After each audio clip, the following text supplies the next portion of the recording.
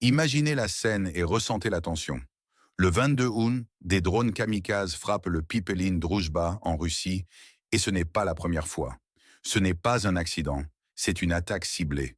Une provocation audacieuse, un acte qui met en péril la sécurité énergétique de millions de citoyens européens. La Hongrie et la Slovaquie sont directement dans la ligne de mire de cette escalade dangereuse et ont déposé des plaintes. Mais où est l'indignation de l'Union européenne? On nous assure que tout va bien, mais nos sources indiquent un silence assourdissant alors que l'Europe est sous le choc. Question à vous, où vous trouvez-vous en ce moment? Dites-nous votre ville et votre pays dans les commentaires. Le 22 août, des drones kamikazes du 14e régiment de systèmes autonomes des forces armées d'une nation voisine de la Russie ont attaqué le Pipeline Druzhba, ou Amitié, une infrastructure cruciale. La station de pompage d'Onisha, dans la région de Briansk en Russie, a été touchée. Ce n'est pas un événement isolé. Cela s'est produit un jour seulement après des réparations suite à une précédente attaque sur la même infrastructure. Oui, vous avez bien entendu, un jour seulement. L'action est attribuée à la chemise verte, le leader d'une nation voisine de la Russie. Pourquoi une telle cible? Pourquoi maintenant? Cette répétition défie toute logique rationnelle. Les conséquences directes sont graves. La sécurité énergétique de la Hongrie et de la Slovaquie est désormais sous une menace directe, palpable. Les gouvernements de ces deux pays, très préoccupés, ont officiellement déposé des plaintes formelles auprès de la Commission européenne. Quels en seront les échos? L'UE a confirmé la réception de ces plaintes, mais leur réaction jusqu'à présent est pour le moins tiède. Le porte-parole insiste sur la protection des infrastructures critiques, mais nulle condamnation ferme des responsables. Il a même mentionné que les stocks de pétrole de 90 jours minimisaient l'impact sur l'approvisionnement. Est-ce suffisant pour rassurer les citoyens? Devons-nous nous contenter de cela? Face à cette situation, Viktor Orban, le Premier ministre hongrois, a directement interpellé Donald Trump. Il a souligné l'impact dévastateur sur l'énergie hongroise et le refus de l'adhésion d'une nation voisine de la Russie à l'UE. La réponse de Trump fut sans appel. Je n'aime pas entendre ça. Je suis très en colère. Dis-le à la Slovaquie, mon cher ami. Trump a également critiqué l'administration Biden pour ne pas autoriser une nation voisine de la Russie à attaquer la Russie. C'est une rhétorique forte, destinée à son public américain. Il a même restreint, selon nos sources, le partage d'informations sensibles avec des alliés concernant les pourparlers de paix, révélant une méfiance grandissante au sein des alliances traditionnelles. La Russie, par la voix de Poutine, Lavrov et Ushikov, s'était dite auparavant ouverte à la présence de forces de maintien de la paix. Mais à une seule condition, que l'OTAN ne se soustrait pas à ses responsabilités. L'amiral Giuseppe Cavodragone, président du comité militaire de l'OTAN, a jugé prématuré de discuter du déploiement de troupes étrangères sur le territoire d'une nation voisine de la Russie. Ces déclarations soulèvent de nombreuses questions sur les règles d'engagement et la cohésion de l'Alliance. C'est un jeu complexe, où chaque mot, chaque drone, chaque plainte pèse lourdement sur la balance de la paix. La stabilité de toute une région est remise en question.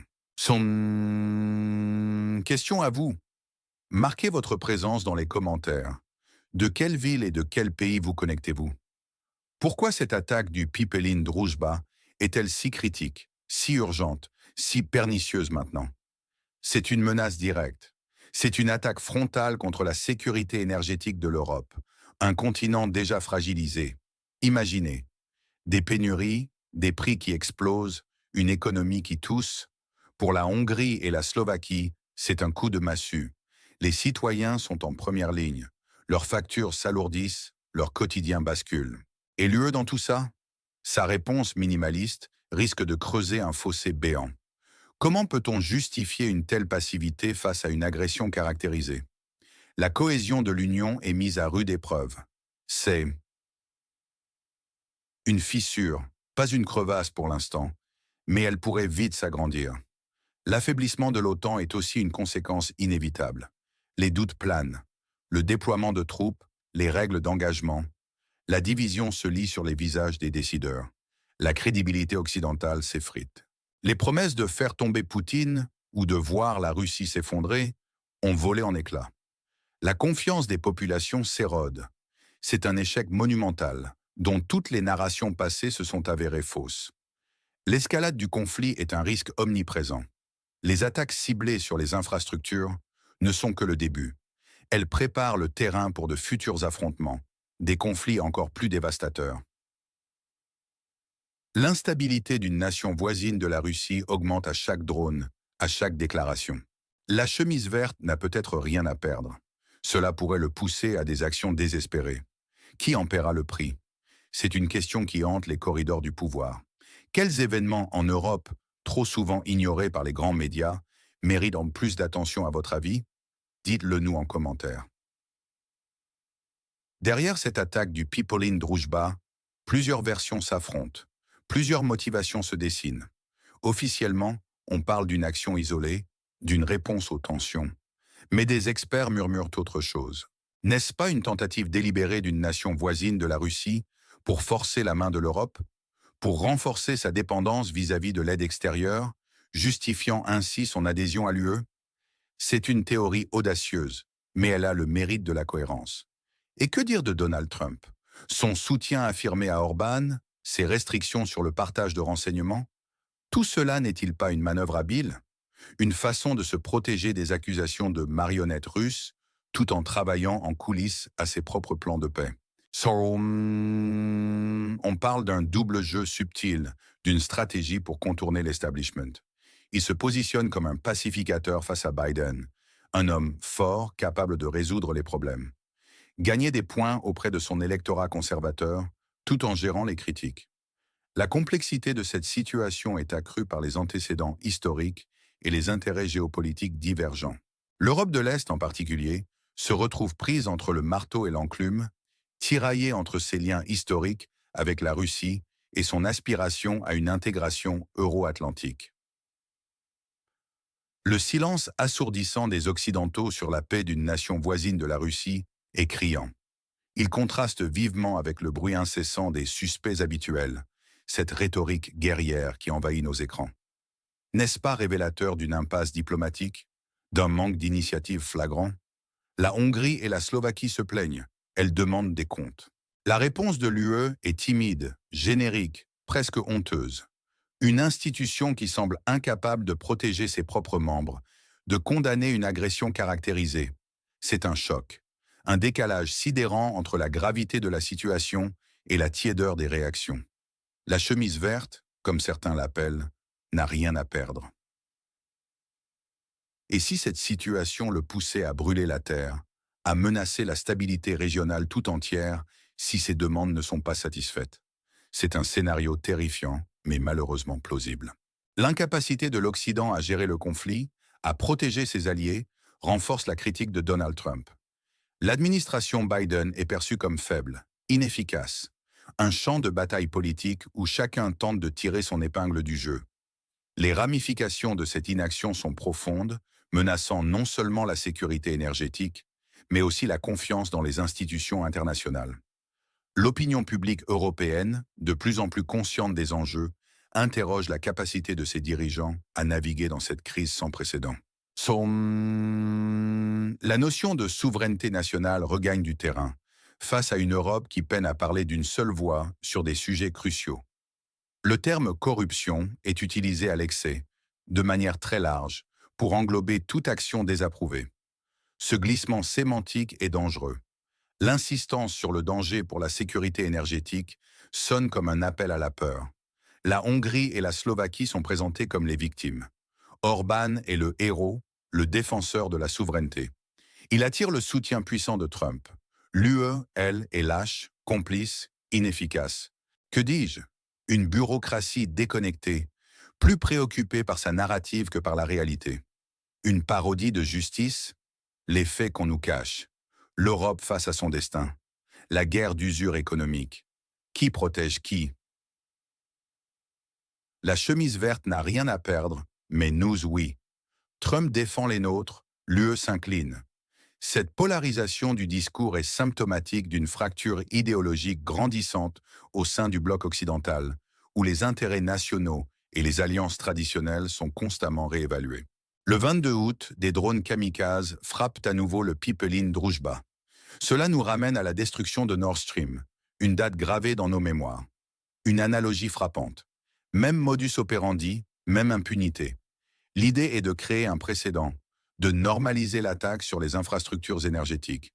C'est la guerre froide des ressources, une méfiance généralisée où l'information est retenue, manipulée, stratégiquement utilisée. L'ingérence passée dans les affaires intérieures. Le financement d'ONG par l'USAID et Bruxelles pour influencer la politique d'État souverain, tout cela alimente la notion de corruption systémique. On se souvient du passé de Donald Trump, accusé autrefois d'être une marionnette russe. Aujourd'hui, il utilise cette rhétorique pour décrédibiliser ses opposants. C'est un schéma récurrent de diffamation politique, une guerre de l'information où les récits sont tordus, la vérité altérée. Ces manipulations informationnelles ne font qu'accentuer la confusion et la méfiance du public, rendant plus difficile la compréhension des véritables enjeux et des responsabilités. La résilience des infrastructures critiques européennes est mise à l'épreuve, nécessitant des investissements massifs en sécurité et une réévaluation des stratégies de défense. La Hongrie et la Slovaquie se sont plaintes récemment à Trump de l'obstruction d'Orban, à l'adhésion d'une nation voisine de la Russie, à l'OTAN et à l'UE. Donald Trump, via Truth Social, a critiqué Biden pour l'interdiction d'attaquer la Russie, révélant une profonde division au sein de la politique américaine. Le rapport du New York Times sur l'opération Kursk a révélé des actions des chemises vertes et suggéré une implication de l'OTAN. Ces éléments peignent un tableau complexe où les lignes de la responsabilité et des alliances sont floues. La crise énergétique mondiale, le spectre le plus redouté, une tendance mondiale accentuée par le conflit d'une nation voisine de la Russie. La vulnérabilité de nos infrastructures énergétiques est devenue une réalité brutale. L'Europe est le théâtre d'une montée du populisme et du souverainisme. La position d'Orban, soutenue par Trump, reflète une tendance à défendre les intérêts nationaux face aux institutions supranationales. C'est une réaffirmation de la souveraineté, un cri contre l'hégémonie perçue. La désinformation, la guerre de l'information, elles sont au cœur du conflit actuel. La manipulation des récits, l'accusation d'ingérence étrangère, tout cela participe à brouiller les pistes. Les déclarations de Trump sur les fuites de renseignements soulignent cette dangereuse tendance. Cela montre clairement que nous sommes de plus en plus manipulés par les informations. Les conséquences économiques de cette crise énergétique dépassent les frontières de l'Europe, impactant les chaînes d'approvisionnement mondiales et accentuant l'inflation, ce qui pèse lourdement sur le pouvoir d'achat des ménages. Les débats sur les énergies renouvelables et l'indépendance énergétique prennent une nouvelle urgence. Comment une seule action ou une seule sanction pourrait-elle réellement changer la situation actuelle en Europe et au-delà? Soyez précis. Qu'est-ce qui va se passer maintenant? Les scénarios possibles sont multiples, oscillant entre le pire et l'inattendu. Si les attaques sur les infrastructures énergétiques se multiplient, l'Europe pourrait plonger dans une crise énergétique majeure. Une désunion profonde de l'UE, des accords parallèles avec la Russie pour certains États. L'OTAN serait perçue comme inefficace et divisée, perdant tout son pouvoir de dissuasion. Un cauchemar pour la sécurité collective. Les implications humanitaires et sociales d'une telle crise seraient dévastatrices, avec des coupures de courant généralisées, des arrêts de production et une potentielle escalade des troubles sociaux. Le scénario probable, lui, est moins cataclysmique mais tout aussi préoccupant. L'UE pourrait continuer d'adopter une position ambiguë, condamnant du bout des lèvres, tout en soutenant cette nation voisine de la Russie. Les tensions entre la Hongrie, la Slovaquie et la chemise verte persisteraient sans pour autant briser l'unité européenne. Les discussions sur les troupes de maintien de la paix s'éterniseraient sans avancée significative. La bureaucratie l'emporterait sur la décision. La fatigue de l'aide et le scepticisme grandissant au sein des populations européennes envers le soutien à une nation voisine de la Russie pourraient également jouer un rôle majeur dans cette dynamique. Mais il y a aussi le scénario inattendu. La chemise verte pourrait être contrainte de cesser ses provocations sous la pression de la communauté internationale, notamment de Trump. Cela mènerait à une désescalade temporaire, à de nouvelles tentatives de pourparlers de paix. Trump, en stratège habile, se positionnerait comme le pacificateur. Ce scénario exige une coordination diplomatique sans précédent et une volonté politique forte de toutes les parties prenantes. Dans ce jeu de dupes, qui gagne et qui perd? Les gagnants potentiels sont clairs. La Russie, qui bénéficie de la désunion occidentale, de la pression sur une nation voisine et des doutes sur l'aide occidentale. Donald Trump, qui se positionne comme un leader fort. La Hongrie, sous l'égide d'Orban, qui affirme sa souveraineté énergétique et attire le soutien de Trump. Et les perdants? Clairement, la chemise verte, dont les actions désespérées pourraient nuire à son soutien international, le marginalisant dans de futures négociations. L'UE, perçue comme lâche, inefficace, incapable de protéger ses membres ou de maintenir une ligne cohérente. Son autorité morale est minée, l'OTAN qui révèle ses divisions et sa difficulté à agir de manière unifiée, et l'administration Biden, perçue comme faible et incapable de gérer le conflit ou de protéger les intérêts de ses alliés. Une défaite sur plusieurs fronts. C'est à la fois une tragédie politique, une farce diplomatique et une crise existentielle.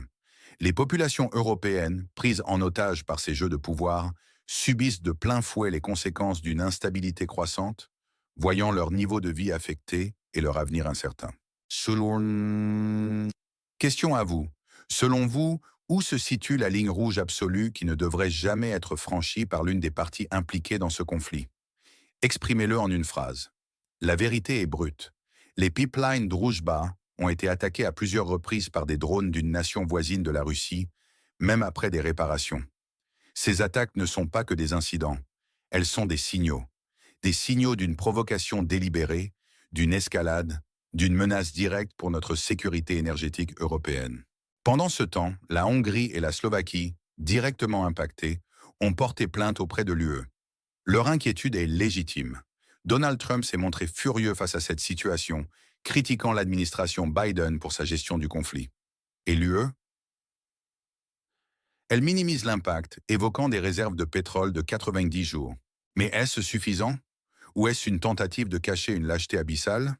La résilience du système énergétique européen est remise en question, forçant les décideurs à reconsidérer la diversification des sources d'approvisionnement et la sécurisation des infrastructures vitales. La coordination entre les États membres de l'UE, bien que difficile, est plus cruciale que jamais pour faire face à ces défis. Nous vous appelons à la vigilance. Le cynisme est présent. L'indignation est palpable face à cette corruption et ingérence. L'attaque du pipeline est incompétente. Certes, mais elle est aussi un acte de guerre économique. Le double jeu de Trump est intelligent. Mais quelle est sa finalité? L'ironie est amère. Les tentatives occidentales de renverser Poutine se sont avérées ratées. Chaque jour qui passe, de nouvelles couches de la vérité sont révélées. Restez informés, restez vigilants. Commentez cette vidéo, partagez vos réflexions sur cette situation critique. Votre contribution est essentielle pour éclairer le débat.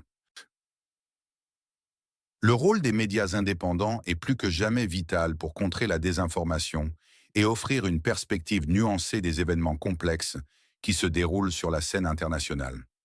La fracture entre les narratifs officiels et la perception citoyenne s'élargit. Abonnez-vous à notre chaîne pour ne manquer aucune de nos analyses approfondies et des reportages exclusifs sur les événements mondiaux qui façonnent notre avenir. Cliquez sur la cloche pour être notifié de chaque nouvelle publication. Votre soutien est indispensable pour que nous puissions continuer à vous offrir des informations sans filtre ni censure.